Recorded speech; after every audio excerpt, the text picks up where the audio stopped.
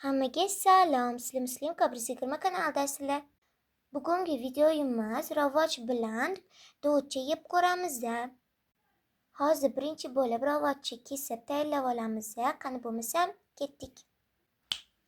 Mana tayyorlab oldim. Mana bu yerda ravoch, do'cha va tuz bor. To'xtanglar, davomini ko'rishdan oldin like va podpiska bosib qo'yinglar. Hozir endi ravochni yeb ko'ramiz. Mana oldim, endi yeb ko'raman. Mana yeb ko'rdim, menga juda ham mazasi yoqdi. Sizlar ham olib yeb ko'rishinglarni tavsiya qilaman. Albatta yeb ko'ringlar. Buni ta'mini tushuntirib bera olmayman. Juda ham zo'r ekan. Endi do'chani yeb ko'ramiz. Mana oldim, endi tuzga botirib yeymiz. Mana yeb ko'rdim, do'chani ham mazasi juda ham zo'r. Bugungi videoyim sizlarga yoqdi deb o'ylayman. Agar sizlarga yoqqan bo'lsa, albatta like va podpiska bosishni unutmanglar. Hammaga xayr.